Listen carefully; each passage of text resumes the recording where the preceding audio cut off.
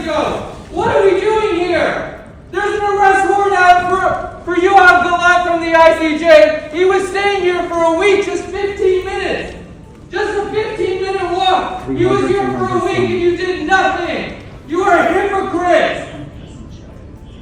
Thank you. We have heard you clear and loud. And I will now pass the floor to the statement of the Member States Regional Group who will speak from the floor. I now have the honor to give the floor to Mr. Hadi Shen, Chargé d'Affaires of Lebanon, to deliver remarks on behalf of the Arab Group. Thank you. You have the floor. Thank you, Madam President. I am honored to deliver this statement on behalf of the Arab Group.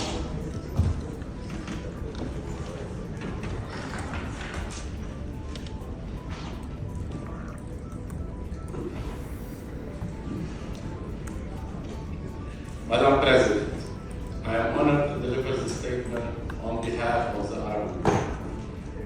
Madam President, we meet today on the occasion of the International Day of Commemoration and Dignity of the victims of the crime of genocide and of the prevention of this crime. While the international community has failed to prevent the ongoing genocide against the Palestinian people, perhaps the most documented genocide in history, as the entire world has witnessed for more than a year, the most heinous crimes committed against defenseless Palestinians innocents.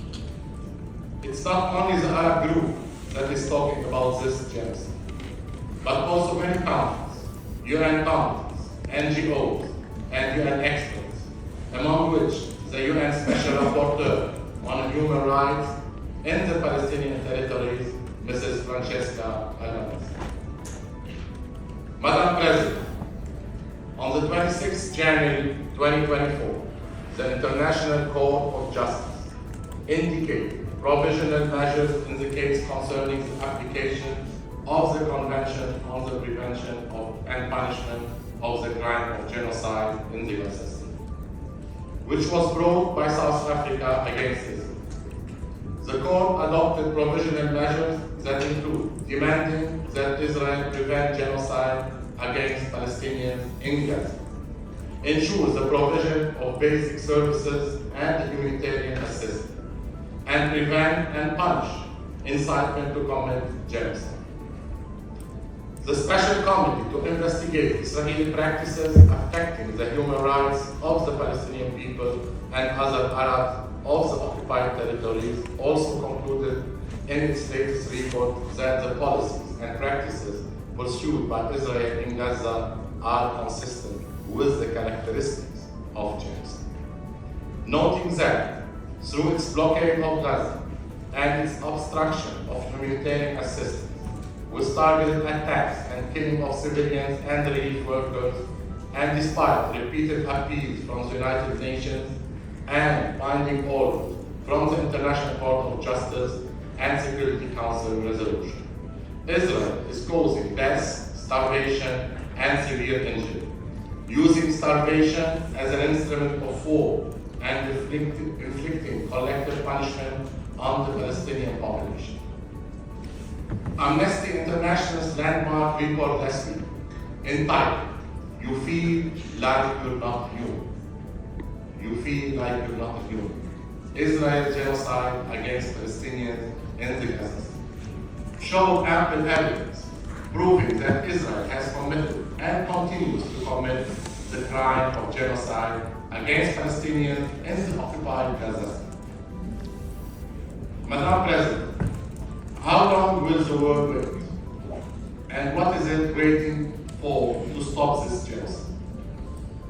What is there more than killing 44,000 Palestinians, wounding more than 100,000, besieging an entire people, imposing collective punishment on them, and using starvation as a weapon of war? And what will those who stood by and watched say?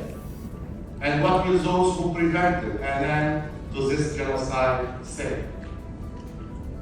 Madam President, if you are truly honest about preventing the crime of genocide, and ensuring that it does not happen again, it's time to abandon double standards, put an immediate end to the ongoing genocide in Palestine, and ensure accountability and justice.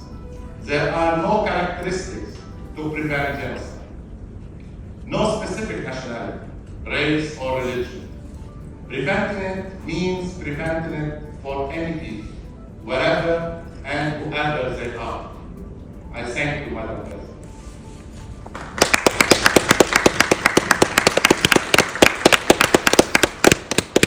Mr. Hadi Hashem, Chargé d'Affaires of Lebanon, I thank you very much for your important statement.